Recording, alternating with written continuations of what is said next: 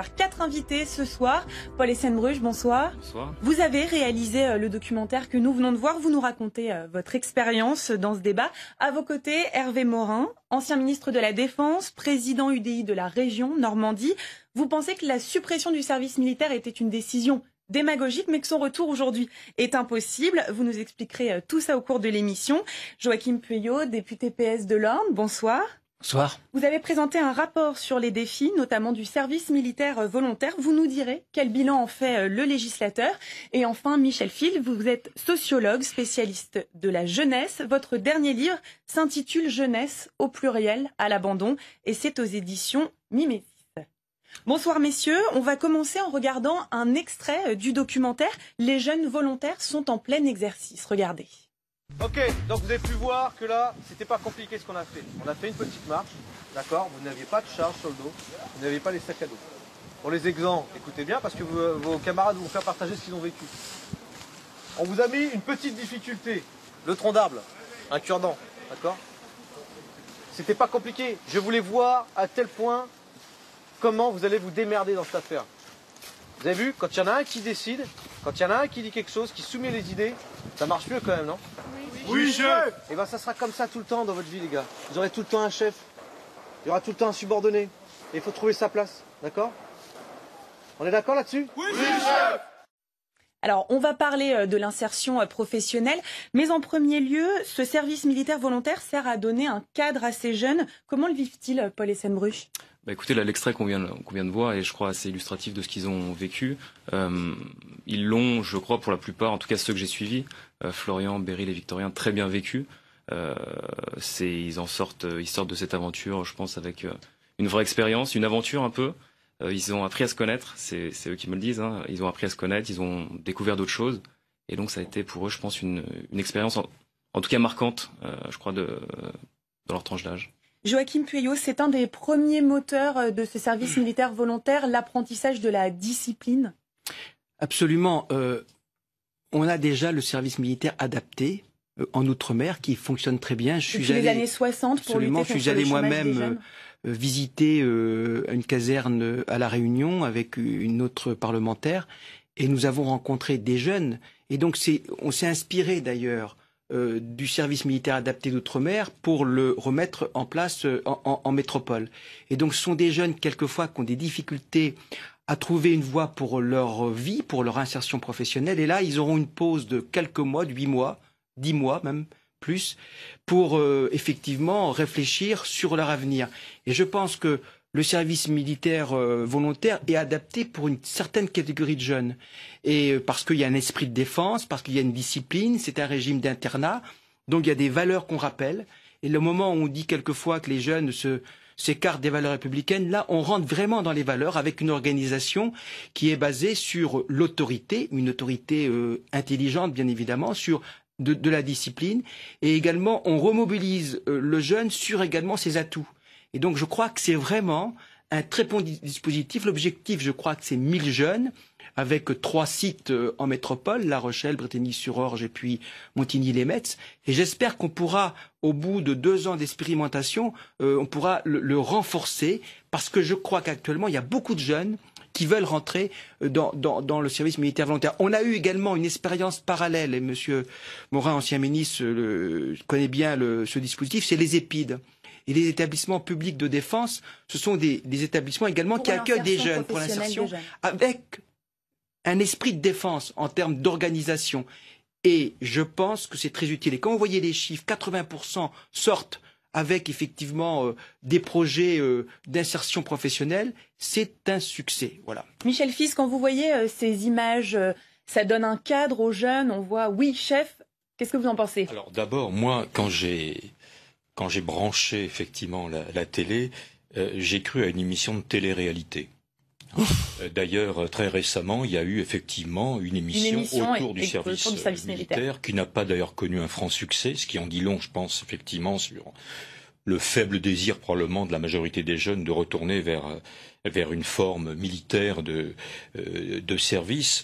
La deuxième impression que j'ai eue, c'est d'être face à une sorte de grand stage dans un service public qui s'appelle l'armée, Voilà. Et je me suis demandé, mais que vient faire l'armée dans cette affaire? Alors là, j'ai en mémoire, effectivement, puisque j'ai travaillé sous la responsabilité d'Hervé Morin quand il était ministre de la Défense, sur le dispositif EPID, et je me souviens de hauts responsables militaires me disant, mais l'armée n'a pas vocation à favoriser l'insertion professionnelle, à former des travailleurs de l'industrie, du commerce et de tout ce que l'on veut. La mission des armées, c'est de former des soldats. Voilà. Bon, par ailleurs, Joachim Pueyo vient de rappeler qu'il y a un dispositif que moi je trouve formidable, qui a été loué par tous les observateurs. Moi, j'ai fait 2 rapports entre 2006 et 2010. Il y a eu un rapport parlementaire. Qu'a-t-on besoin de rajouter un dispositif militaire à ce dispositif civil qui fonctionne bien et qui a du mal à fonctionner bien? J'ai presque envie de dire, finalement, le seul reproche qu'on puisse faire à ce dispositif EPID, c'est qu'il marche. Voilà. Quand même incroyable qu'en France, on a un dispositif qui marche et finalement, on ne le soutient pas. Pour vous, Hervé Morin, ce n'est pas à l'armée de prendre en charge cet apprentissage du savoir-être? Ça, c'est clair que le rôle de l'armée, c'est pas en effet, de re-socialiser, réapproprier des éléments de culture, d'éducation. C'est pas le rôle de l'armée. L'armée, elle est là pour assurer la sécurité du pays. C'est aussi simple que ça. Bon. Qu'après, ce soit une fonction indirecte parce que des jeunes participent à cet effort militaire, c'est une autre histoire. C'est pas la fonction. En clair et en plus, très bien, ce dispositif est probablement utile pour les 1000 jeunes qui y seront. Mais je vous rappelle qu'une tranche d'âge, c'est 900 000 jeunes. Et donc on voit bien que c'est absolument une goutte. Alors c'est vrai que le service militaire adapté, ça marche très bien outre-mer. C'est vrai que l'EPID marchait bien. Et pourquoi? Alors on a inventé un 3e système parce qu'il fallait donner une 3e réponse. On connaît le système. J'ai pas une critique de l'opposition face à la majorité. C'est qu'il faut toujours faire des effets d'annonce. Donc on crée quelque chose de nouveau pour démontrer qu'on a créé quelque chose de nouveau. Mais en vérité, on pouvait tout à fait s'inspirer soit des services militaires adaptés et le faire en métropole. Il n'y a aucune raison de ne pas en faire en métropole. D'ailleurs, je crois qu'il en existe un. Et par ailleurs, développer les EPID où il y a toujours eu des problèmes de financement. Je me souviens d'arbitrages terribles sur les questions du financement des EPID. Voilà, moi j'ai toujours considéré que Jacques Chirac avait fait preuve d'une démagogie ahurissante en supprimant le service national. On y reviendra. Que ça emmerde chacun d'entre nous pour faire son service national, ça fait pas doute. Moi, quand j'ai fait mon service national, ça m'a absolument pas amusé. Je veux dire, clairement, j'ai eu le sentiment de perdre un an de ma scolarité, d'être obligé de débrancher de mes études pour aller faire mon service militaire. Mais la question, c'est pas de vous faire plaisir. La question, c'est de donner un cadre. C'est pas la même chose. Donner un cadre collectif au pays. Joachim Pueyo, parce que vous avez envie de défendre quand même un petit peu le dispositif. C'est bien. On le rappelle, il s'attaque à des gens très particuliers. Il faut être entre 18 et 25 ans et c'est vraiment pour l'insertion professionnelle. Je défends ce dispositif parce que je l'ai vu fonctionner en Outre-mer et les jeunes disent je suis militaire. Bon, il y a une préparation militaire au départ quand même. Et puis au moment où on veut renforcer la réserve opérationnelle, vous savez, nous avons 27 000 réservistes. On voudrait en attendre 50 000. On a du mal. Je pense que Mais on n'a pas de mal parce qu'il n'y en a pas. C'est parce qu'on a du mal parce qu'on ne peut pas les financer. Oui, c'est pas pareil. Il y a un problème de financement. Mais je pense que tous les ministres de la Défense qui succèdent annoncent l'augmentation de la réserve, machin, etc. Et tout ça aussi, c'est des effets d'annonce. Ça peut être un vivier également pour ces jeunes de devenir réservistes parce qu'ils ont déjà eu une petite préparation militaire. Alors voilà, je crois qu'il faut bien distinguer. Effectivement, le rôle de l'armée, c'est de défendre, c'est d'être sur les opérations opérationnelles. Le service militaire volontaire. Et d'ailleurs, on a quelquefois des jeunes, on l'a vu à l'EPID, qui ensuite s'engagent vraiment pour être militaires. Et je pense qu'on va le voir aussi au service militaire volontaire, où des jeunes vont continuer, là, en devenant des véritables militaires. Donc, je pense qu'effectivement, on a un souci actuellement en France par rapport à une jeunesse. Parce que le service national, lorsqu'il était obligatoire, c'était quand même un vivier. C'est-à-dire que tous les jeunes avaient se rassembler, faisaient leur service militaire. Et on disait, quand j'étais jeune, c'était comme ça, on disait, on devient un homme lorsqu'on a fait son service militaire. Mais ça a été pendant les temps. C'était une espèce de rite. Ce rite a été supprimé. Moi, ce que je propose, c'est qu'on renforce tout le parcours citoyen de l'école jusqu'à la fin de la formation professionnelle et qu'on ait parallèlement des dispositifs qui sont effectivement peut-être différents mais qui peuvent rendre utiles à la société française. Juste avant de vous donner la parole, Michel Fize, Paul Essenbruch, puisque vous les avez côtoyés ces jeunes, est-ce que pour eux le cadre militaire est important? Absolument, et c'est peut-être là-dessus sur lequel il faut insister. Je pense qu'en fait, la militarité du service militaire volontaire, c'est ce qu'ils sont venus chercher. C'est-à-dire que l'EPID marche très bien, il y a d'autres dispositifs d'insertion pour les jeunes qui marchent très bien, mais quand j'en aurais parlé, ces 3 jeunes que j'ai suivis, je leur ai demandé, enfin d'ailleurs on le voit, qu'est-ce qu'ils sont venus chercher? Ils sont venus chercher cet ADN militaire, c'est-à-dire de faire cette formation sous statut militaire, encadrée par des militaires. Alors je dis pas que c'est la solution miracle, et c'est d'ailleurs le documentaire ne le dit pas. Je pense qu'il faut juste voir ça comme une complémentarité d'autres dispositifs. L'EPID marche bien, d'autres dispositifs marchent bien, mais enfin la classe d'âge, on sait qu'il y a 140 000 jeunes qui décrochent chaque année. Donc il faut aussi voir, voilà, faut avoir, je pense, des réponses multiples par rapport à un problème qui est pas si simple. Non, parce qu'on empile les dispositifs, on ne va plus rien y comprendre. Encore une fois, tout ce que j'ai vu dans votre reportage, qui est un très beau reportage, effectivement, je l'ai vu de visu au centre EPID de Montlhéry, il y a maintenant une dizaine d'années. Tout ça se fait. Alors, la différence, c'est que c'est un dispositif civil, fait essentiellement dirigé par d'anciens militaires, pour la plupart, dans des établissements désaffectés, souvent provenant de l'armée. Comme cela, d'ailleurs. Voilà. Donc, on a ça. Et ça fonctionne. Et ça fonctionne. Voilà. Et donc, sur le principe d'une discipline de type militaire. Je voudrais simplement revenir peut-être sur, ce que vous appelez l'erreur de 95. Bon, il est vrai que quelque temps auparavant, Jacques Chirac avait fait une commission au secrétariat général de la Défense nationale. Ce sera notre dernier thème, la suppression du service militaire par Jacques Chirac. Donc je vous propose de revenir un petit peu sur ce documentaire et voir qu'il y a toute une question d'insertion professionnelle qui commence par l'apprentissage de la conduite, du permis de conduire. Vous allez le voir dans ce nouvel extrait. C'est la carotte du service militaire volontaire. Quand il a été instauré, l'armée a décidé, comme avant, d'inclure dans le dispositif le passage du permis de conduire gratuitement. Durant 2 semaines intensives, c'est un enchaînement d'épreuves théoriques et pratiques au centre d'instruction de Montlhéry. Pour Florian, Beryl et Victorien, c'est un objectif majeur. Sans ce permis en poche, ils savent qu'ils auront plus de mal à décrocher un emploi. Oui, réponse C. J'avais jamais touché un volant de ma vie, c'était un peu dur, un peu bizarre, mais on s'y fait. Alors, un permis de conduire en France, en moyenne, c'est minimum 1 000 €. Ça peut être vécu comme une discrimination énorme pour des jeunes de milieu modeste. Hervé Morin, au moins ici, ils ont la capacité de pouvoir passer le permis de conduire, qui est un peu un sésame pour la vie active après. Oui, mais enfin, je ne pense pas que le président de la République ait décidé du service militaire volontaire pour permettre aux jeunes de passer leur permis de conduire.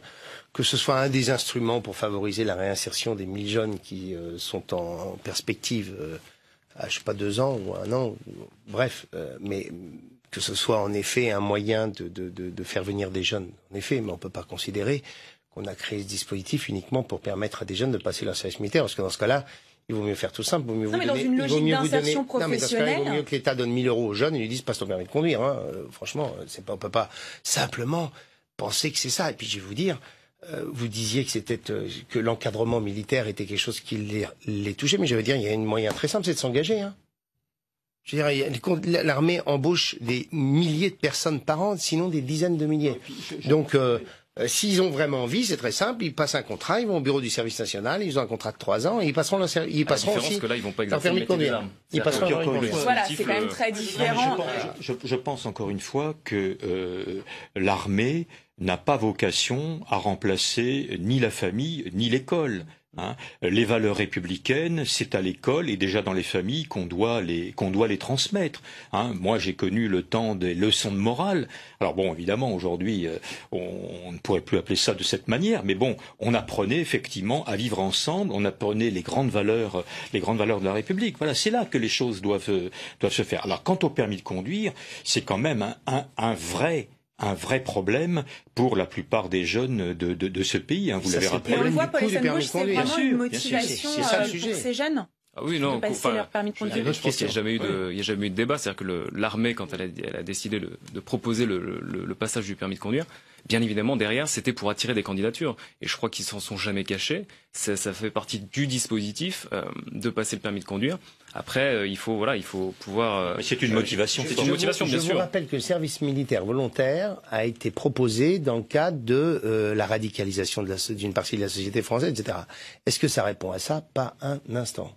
Vous n'êtes pas d'accord, Mais non, Joachim le Pueyo? radical, c'est volontaire. Celui qui rejette la République française, il rentre pas là. Faut pas se raconter d'histoire.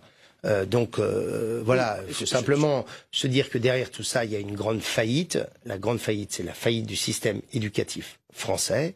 C'est la faillite d'écoles qui ne sont plus capables d'assurer leur mission dans les quartiers les plus difficiles. Je les ai visités, moi, ces écoles, dans les quartiers nord de Marseille ou ailleurs. C'est ça la vérité. C'est l'État qui a disparu, c'est la République qui a disparu, ce sont les services publics qui ont disparu.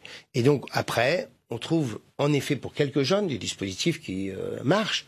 Mais vous vous rendez bien compte que lorsque vous avez la journée d'appel à la défense, vous avez ce chiffre d'une brutalité absolue.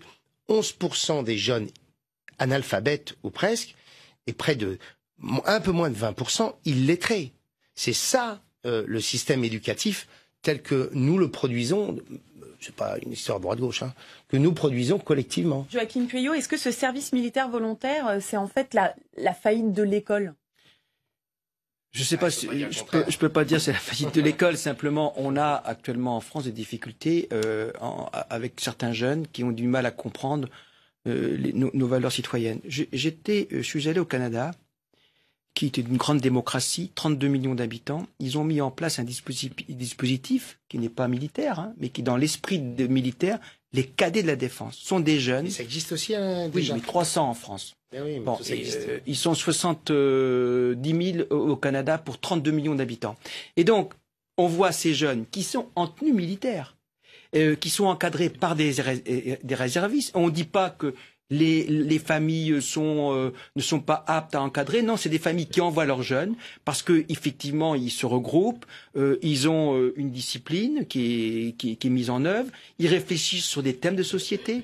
Il y a des petites formations complémentaires. Et moi, j'ai rencontré des jeunes, notamment des jeunes qui sont originaires de différents pays. Il y a une immigration assez forte au Canada, et c'est eux qui sont volontaires pour être cadets de la défense. Et moi, je pense que le service militaire volontaire, c'est le même état d'esprit en réalité. C'est-à-dire qu'il y a une préparation militaire, on rappelle les valeurs. Vous savez, il y a des jeunes, par exemple, qui vont jamais aux cérémonies patriotiques. Absolument. Jamais. Et donc, là, on le voit dans le documentaire, absolument. ils vont assister le 11 novembre. Donc, évidemment, on pourrait peut-être... moi, j'ai connu il y a 20 ans où les jeunes venaient le 8 mai autour des monuments aux morts. Bon, j'étais dimanche dernier pour les cérémonies de Verdun. Il y a une école qui est venue, effectivement. Mais je pense que si tous les dispositifs qui renforcent la citoyenneté peuvent être positifs. Alors, effectivement, l'armée a un rôle propre. Le fait qu'il faut poser la question, par exemple, aux officiers et sous-officiers qui encadrent. Moi, j'ai posé la question à la réunion. Je leur ai dit, est-ce que c'est bien pour vous? Ils m'ont dit oui, ça nous fait une pause d'un an. Ça, c'est le SMA, là. Oui, le SMA. C'est une pause intéressante. Ça nous permet de nous remettre en question dans la manière dont on manage les jeunes. Et je ne sais pas si ça a été le cas, notamment à Montigny-les-Metz, mais les cadres militaires étaient satisfaits. Ils savent très bien que c'est une durée limitée. On avait également... Vous vous rappelez, Monsieur le Ministre, le travail de l'amiral Braque de la Perrière, qui avait mis en place jeunes au travail. Ce sont des jeunes délinquants, et c'était pareil. Ils étaient encadrés sur des chantiers extérieurs par des militaires. Bon.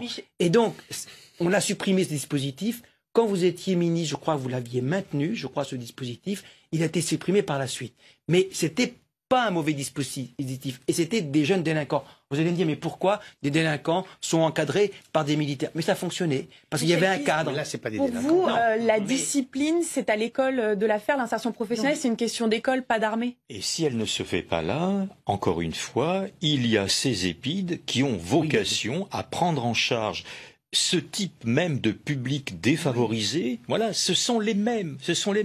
Mais est-ce que l'EPID fait en mieux par rapport effectivement au service militaire volontaire? Et je l'ai entendu dans le reportage, des enseignants qui se plaignent effectivement de l'hétérogénéité, qui ne peuvent pas effectivement accorder à chacun le temps qu'il faudrait. Eh bien, à l'EPID on peut le faire. C'est justement l'individualisation de la prise en charge de chacun. Dans notre rapport parlementaire, moi je pensais qu'il fallait plutôt réunir les dispositifs. Plutôt service militaire les adapté, service militaire volontaire et EPID, il fallait faire qu'un seul dispositif. C'était ma proposition que j'avais faite. Les jeunes que vous avez rencontrés dans votre documentaire, quel rapport avaient-ils avec l'école? Parce que on le voit, c'est des jeunes qui ne sont pas en échec scolaire, mais qui en tout cas ont du mal à trouver du travail, ont du mal à trouver leur voie en fait. C'est ça, je pense que ce que montre le documentaire, c'est pas nécessairement, enfin, et surtout ils sont pas là parce qu'ils sont délinquants. C'est des gens qui ont eu des difficultés. Enfin, c'est un public hétérogène aussi, le service militaire volontaire. Il faut pas, je dirais, dire de ce public-là que c'est un public de délinquants, c'est un public de décrocheurs. À 25 ans, absolument. des jeunes qui ont du mal à s'insérer dans l'emploi. Il y avait un jeune qui avait une licence. Il y avait des jeunes qui avaient effectivement un taux d'illettrisme avéré. Donc c'est quand même un public très hétérogène. Donc forcément, effectivement, les étudiants ont eu du mal à se positionner par rapport à ce public-là. Et ça a été une période compliquée dans la formation, que de ce retour un peu, comme on le voit dans le documentaire, sur les bancs de l'école. Mais c'est aussi quelque chose qui a été pris en compte par les cadres militaires. C'est-à-dire que pour les prochaines promotions, et je pense que c'est un dispositif qui est pertinent, ils vont faire appel à des jeunes du service civique pour qu'il y ait un échange entre jeunes qui font partie d'un autre dispositif pour aider des jeunes, on va dire, un peu plus en difficulté. Il me semble bien que vous dites dans votre reportage quand même que dès qu'on entre dans la partie proprement scolaire, le taux de démotivation croît. Voilà. C'est un taux de Ce qui semble bien montrer qu'encore une fois, c'est un dispositif qui ne personnalise pas suffisamment la prise en charge scolaire, contrairement à ce qu'a su faire l'EPID depuis le départ. Ils sont démotivés, mais ça ne veut pas dire qu'ils abandonnent non plus. Mais l'intérêt du système, ce sont on voit, il y en a 97 au départ, 10 ont abandonné. Ce sont beaucoup. Ce sont des volontaires. Ils ont une démarche volontaire. Moi, j'ai rencontré des jeunes qui sont rentrés au service militaire volontaire. Ils sont fiers. Ils sont fiers de porter la tenue de militaire. Absolument. Je crois que c'est bien de rappeler, et ça les valorise énormément. Et donc, moi, je pense que c'est un dispositif qui vient de commencer. Il ne faut pas le détruire, il ne faut pas le critiquer en l'état, il faut plutôt l'évaluer, parce qu'on avait dit qu'on ferait une évaluation au bout de 2 ans. Et je pense que quand l'évaluation se fera, il y aura, je crois, un débat pour voir s'il faut le continuer ou le supprimer. Moi, je pense que c'est un bon dispositif pour une catégorie de jeunes qui se cherchent et qui sont pas effectivement, qui respectent nos lois républicaines, tous les jeunes, mais qui se posent des questions pour l'avenir. Et le fait qu'ils soient fiers d'être pris dans le service militaire volontaire, vous savez que tout le monde n'est pas pris. Il y a trop de candidats par rapport au nombre de places. 500 candidatures pour une centaine de places. Je pense que ça veut dire que on a un besoin actuellement en France de dispositifs pour ces jeunes. Voilà. Alors on va parler simplement que 500 candidatures, c'est de quel âge à quel âge? 18 à 25 ans. Donc 7 ans, ça veut dire que vous vous adressez à plus de 5 millions de personnes. Hein. Et vous n'en avez que 500 candidatures. 500 candidatures pour 100 places. C'était aussi pour marquer qu'il y avait plus de candidatures. Simplement que de places relativiser la capacité de faire, de répondre à des problématiques collectives majeures, que de voir qu'il y a 500 personnes. Ça reste un dispositif effectivement qui concerne même pas marginal. très peu de jeunes. C'est même pas marginal, c'est epsilonien. Un des objectifs, c'est véritablement l'insertion professionnelle. Je vous propose de regarder un nouvel extrait. Ce matin, la SNCF a tenu à réunir tous les volontaires pour leur présenter les différents métiers de l'entreprise, et notamment ceux auxquels ils peuvent postuler. Vous aviez besoin qu'on vous tende la main et qu'on vous emmène dans une équipe intermédiaire pour à la fois vous réexpliquer des choses que vous aviez peut-être un peu perdu de vue, c'est le rôle de l'armée de terre depuis quelques semaines, et puis pour vous apprendre des choses auxquelles vous n'aviez pas eu accès, c'est-à-dire un vrai métier, un vrai savoir-faire, et ça ce sera le rôle de la SNCF dans quelques semaines. Je me suis dit ça y est, on commence, on est dedans, on fait un premier pas, et puis après on verra, la pente elle est bientôt finie. Ça m'a confirmé l'envie que j'avais de faire commercial en gare. Et du coup, on a pu parler avec eux, on a pu écouter ce qu'ils avaient à dire, surtout ce qu'ils proposaient. Et c'est pas mal. Alors, c'est aussi un dispositif d'insertion professionnelle. Qu'en pensez-vous, Hervé Morin? Je ne vais pas répéter ce que j'ai déjà dit. C'est bien, voilà, pour les 100 jeunes auxquels ça s'adresse. Je ne vais pas dire que c'est nul, c'est bien. Sauf que, je vous dis, ça ne répond absolument pas aux problématiques collectives qu'on évoque en général à travers la question du service national, du creuset républicain, du partage de valeurs communes. Je vous dis, c'est 100 personnes pour 5,5 millions de candidats potentiels. Si vous imaginez, si vous considérez que sur les 5,5 millions, allez, vous en avez 800 000 qui sont en difficulté d'insertion, ou 1 million, vous vous rendez compte? Vous vous rendez compte ce que ça représente? On fait 45 minutes d'émission pour 100 personnes sur 1 million. C'est le thème du débat ce soir. Ça permet d'avoir en tête un peu les éléments, quoi. Paul Essenbruch, il n'arrive pas à trouver du travail dans le système classique ces jeunes que vous avez rencontrés? Non, il y en a qui ont eu du travail, il y en a qui ont enchaîné des petits boulots. C'est le cas d'ailleurs de Victorien, il a enchaîné lui les petits boulots. Bon, maintenant du travail, et quand on a un contrat de 2 mois et qu'ensuite on retombe au chômage, hein, sur cette classe d'âge, hein, c'est 24% de taux de chômage. Hein. Et là, les contrats qu'on leur propose, ça reste des contrats souvent en CDD ou à temps partiel. Non, bien sûr, ça reste des contrats avec une durée déterminée. Mais à la SNCF? Aussi à la SNCF. À la SNCF. Sur 50, il y en a 35 à la SNCF. C'est un des partenaires, effectivement. Voilà, c'est parce que la SNCF est partenaire qu'elle s'oblige à les prendre. Hein. Mais comme la SNCF d'ailleurs est partenaire de l'EPID. Donc je veux dire, on retrouve les mêmes partenaires en fait pour plusieurs dispositifs. Donc c'est pour ça que je pense que de parler de concurrentiel, c'est à mon avis, hein, à mon sens, peut-être un peu fort. C'est concurrentiel, parce que ça va pas aider les EPID à prendre l'envol, à mon avis, qu'ils méritent depuis 10 ans et qu'ils n'arrivent pas à faire. Pour encore une fois, et vous l'avez rappelé avec des chiffres. Les EPID, on le rappelle, hein, ce sont des centres d'insertion professionnelle, mais dans le civil. Oui, c'est des dispositifs civils avec d'anciens militaires, effectivement, qui transmettent les valeurs de l'armée. Pourquoi avoir créé de nouveaux dispositifs? Est-ce que c'est de l'affichage, comme le dénonce Hervé Morin? Non, je ne crois pas que c'est de l'affichage. Mais je pense qu'on s'est inspiré du service militaire adapté que personne n'a remis en cause. Personne. Il n'y a aucun parlementaire qui remet en question le service militaire adapté et le service militaire volontaire. C'est le même système en métropole. Voilà. Alors pourquoi on fait un système? Alors, il y avait des raisons en outre-mer. Ça, il y avait différentes raisons. Donc, moi, je pense également que l'encadrement militaire vous, c'est important pour vous. C'est un besoin pour ces jeunes. Parce qu'ils sont pris en charge du lundi au vendredi. Au dimanche. Ils ont une prise en charge totale. Et je crois que ça sécurise certains jeunes. Il y a des jeunes qui sont en difficulté, tout simplement. Ils ne sont pas en sécurité dans leur ville, dans leur vie. Et je pense que passer 8 mois avec une prise en charge, avec un encadrement strict, qui est quand même basé sur le respect, sur la dignité humaine, je pense que c'est un besoin pour certains jeunes. Et là, moi, j'ai beaucoup interrogé des jeunes qui sont... Et dans les EPID, c'est quasiment la même chose. C'est-à-dire qu'ils sont en tenue, c'est-à-dire que l'uniforme est différent, mais ils ont un uniforme. Moi, je les ai vus défiler au 14 juillet, ils viennent au monument aux morts. C'est exactement le même dispositif. Et je pense qu'il faudrait faire, à mon avis, c'est que lorsque le service militaire volontaire, au bout de 2 ans, va être évalué, on pourrait réfléchir pour créer un seul dispositif. Un seul. Ce serait plus lisible pour les jeunes, j'imagine. L'EPID pourrait rejoindre... Moi, je ne suis pas contre que, par exemple, à Alençon, il y ait un EPID, mais qui ça devienne un service militaire volontaire. C'est exactement la même chose. C'est exactement la même chose. Oui, mais ça veut dire qu'on... Alors je comprends rien, mais... C'est ce que je propose. Ça veut dire qu'on change les missions de l'armée.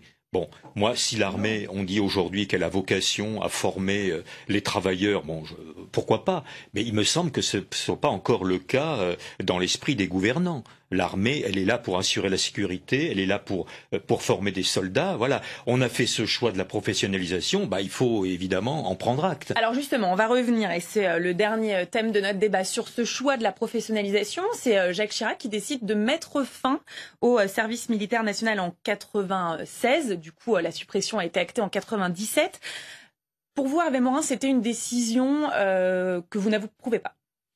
J'ai fait partie des rares, j'étais commencé en politique à l'époque, j'ai fait partie des rares qui ont considéré que c'était une vraie erreur.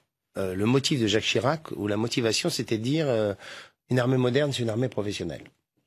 En vérité, on avait trouvé un système qui marchait très bien depuis la guerre du Golfe, qui était le service national d'une part, et d'autre part la contractualisation à travers des contrats de 1 à 3 ans pour ceux qu'on engageait qui partaient sur des théâtres d'opérations extérieures. Donc on avait le vivier du service national, et parmi ceux-là, des volontaires qui partaient pour faire la guerre. Puisque l'idée était, bien entendu, d'éviter aux jeunes qui faisaient leur service national de faire la guerre. Le service national avait un défaut. Il était devenu inégalitaire entre ceux qui partaient en coopération à 8000 francs à l'époque, par mois payés par L'Oréal au Japon, issus des milieux favorisés. Et il y avait... C'était beaucoup, 8000 francs à l'époque. Oui, et le service militaire, on était à, je sais pas, 400 ou 500 francs. Et la deuxième inégalité, c'est qu'il y avait presque un tiers qui passait à travers les mailles du filet par le piston, l'arrangement, etc., etc. Bien. Donc c'était sa faiblesse. Mais pour 70% de nos compatriotes, il avait une immense vertu. que je continue à croire, c'est qu'il n'empêchait absolument pas le déploiement d'une armée de projection dans le cadre. Et il avait la vertu, moi que j'ai vécu dans ma chair lorsque j'ai fait mon service national, c'était que des enfants de bourgeois puissent constater que la France n'était pas simplement Neuilly ou le 16e arrondissement. Charles Pasqua avait à l'époque justement regretté qu'on supprime ce mélange. Et deuxièmement, le cadre militaire qu'on évoque faisait que le jeune qui n'avait pas forcément appris à se lever le matin et à répondre à un ordre devait faire son lit, le faire au carré, être enquiquiné par un sous-off qui lui rappelait 10 fois la même chose. Et puis, finalement, eh bien, certes pour les militaires c'était une contrainte lourde, mais ça avait une immense vertu de construire un creuset et aux uns et aux autres d'avoir un certain nombre d'éléments. C'était aussi un moyen, je termine, pour un certain nombre d'avoir leur permis de conduire, de pouvoir avoir des cours de rattrapage. Ça permettait d'avoir un état sanitaire d'une jeunesse à un instant T, ce que nous n'avons absolument plus aujourd'hui. Ça avait donc beaucoup de vertus. Et Jacques Chirac, en difficulté, parce que c'est comme ça que ça s'est construit, c'était du Chirac pur sucre. Jacques Chirac était en difficulté sur le plan politique national et donc il s'est dit pour me rattraper et pour faire en sorte que je retrouve un peu de popularité, je vais supprimer ce qui emmerde une population, c'est-à-dire tous les jeunes qui se disent un jour il va falloir que je fasse mon service. Michel Fize, vous avez dénoncé à plusieurs reprises ce mythe autour du service militaire. D'abord, tout simplement parce que c'est financièrement et architecturellement impossible. Hein. Nous avons revenir aujourd'hui au service militaire. Oui, nous avons vendu. Mais à l'époque, alors, est-ce qu'il fallait le supprimer? Alors, à l'époque, moi, je faisais partie de ceux qui, après la grande contestation jeune sous le gouvernement Balladur, et dans le rapport que nous avions remis à M. Balladur, avait suggéré non pas la suppression du service national, mais de permettre un choix. Soit effectivement un service militaire, soit un service civil. Voilà. Ce qui était peut-être une manière effectivement de ne pas arriver à ce qui a pu être considéré, et vous le faites, comme une brutalité. Là, vous dites aujourd'hui, les jeunes ne voudront jamais avoir la contrainte d'un service militaire à l'heure actuelle. C'est absolument certain. Je pense que on n'a pas les moyens. Voilà. Donc on n'a pas les moyens. Et je dis encore une fois, pour moi, c'est contraire à l'esprit démocratique. L'esprit démocratique qui repose quand même sur le libre choix, le libre consentement. Voilà. Dans ce cas-là, on ne paie plus d'impôts non plus. Si c'est le liberté, ça fait partie du contrat démocratique. Il y a l'impôt du sang, l'impôt consentement, l'impôt. Joachim Peillot, parce qu'on voit qu'à plusieurs périodes, l'idée de remettre en place, Monsieur Peillot, l'idée de remettre en place un service militaire existe. On voit par exemple que dans les enquêtes d'opinion, une majorité de Français regrettent. Pour répondre à Monsieur Fize, de temps en temps, des dispositifs obligatoires, c'est pas antidémocratique. C'est pas antidémocratique. Je crois qu'il y a des lois qui doivent s'appliquer à tout le monde également. Donc voilà, quand le service national s'appliquait à tout le monde, il devait s'appliquer à tout le monde. Moi, je suis d'accord avec Hervé Morin. Je pense que ça a été une erreur de supprimer le service national. Là, on est d'accord. Maintenant, actuellement, 800 000 jeunes qui seraient d'une classe d'âge pour entrer. C'est plus possible. On n'a plus les moyens, on a vendu. Mais c'est une question sans parler des questions de moyens. Est-ce que je voudrais vous rappeler parce que si on avait les moyens. Je suis d'accord avec Hervé Morin lorsqu'il dit effectivement il y avait une armée professionnelle, il y avait des militaires volontaires qui d'ailleurs pouvaient être sur des opérations très difficiles. Je pense au Liban en 1981-83. Où il y a eu malheureusement des attentats. On avait 2 régiments que je me souviens, c'est le premier RCP, premier régiment de chasseurs parachutistes, dans lequel il y avait beaucoup de volontaires, et le 6e RPIMA, qui était un excellent régiment de parachutistes, où il y avait que des volontaires quasiment, en dehors de l'encadrement. Et on les envoyait quand même sur des opérations très pointues, comme au Liban à l'époque, où c'était très, très délicat. Bon. Donc moi je pense, c'était à mon avis une erreur de supprimer le service national obligatoire. Mais effectivement, le système avait beaucoup dévié. Moi, je recevais beaucoup de jeunes qui venaient me voir pour être exemptés, pour être proche de chez eux, pour éviter de le faire. Alors c'est vrai que la décision a été prise. Maintenant, Michel Fize, c'était plus la rencontre de jeunes gens de tout milieu. Non. Jacques Chirac avait désigné quelque temps avant de prendre sa décision au secrétariat général de la Défense nationale, qui était présidé par Jean Pic, une commission avec un certain nombre de personnalités civiles et militaires dont je faisais partie, avec Dominique Schnapper, Philippe Reynaud. Voilà. Et le but de la mission, c'était de donner un éclairage du service national. Avait-il encore un sens? Et en particulier, assurait-il cette fonction de brassage qu'on continuait à dire qu'il assurait. Eh bien non, il n'y avait plus brassage. Paul Essenbruch, je vais vous accorder le dernier mot assez rapide. Est-ce que sur les jeunes que vous avez rencontrés, vous pensez que certains sont tentés par l'armée ? Il y a eu un effet, c'est-à-dire que le dispositif du service militaire volontaire, ils suivent pendant près d'un mois, un petit peu moins, une formation militaire initiale qui est montrée dans le documentaire. Donc c'est sûr qu'à cette période-là, quand ils découvrent un peu le treillis, les rangers, la vie dans les camps, tout ça est assez stimulant. Ce qui est vrai aussi, c'est que ce dispositif-là, attention, c'est pas l'armée comme on l'entend. Quand on forme des combattants, voilà, le critère d'exigence est bien supérieur. Exactement. Donc, ils ont pu penser un moment dans leur tête que ça y est, ils étaient un peu des commandos et ça faisait partie un peu de la, je dirais, du côté amusant pour eux de cette formation. Mais les cadres leur ont tout de suite dit attention, ce que vous faites là, c'est bien un dispositif particulier. Ça n'a rien à voir avec le niveau d'exigence qu'on demande à tous nos militaires, et on en engage 30 000 par an, il est bien supérieur. Donc il y a un côté exotique. Ça a pu faire naître quelques envies. C'est ça, l'armée veut faire naître les vocations aussi par ce service ? Non, c'est pas le service militaire volontaire, c'était pas une officine de recrutement, hein, c'était vraiment, comme vous l'avez rappelé d'ailleurs dans le rapport, hein, c'était quelque chose qui devait en premier lieu garantir l'insertion professionnelle.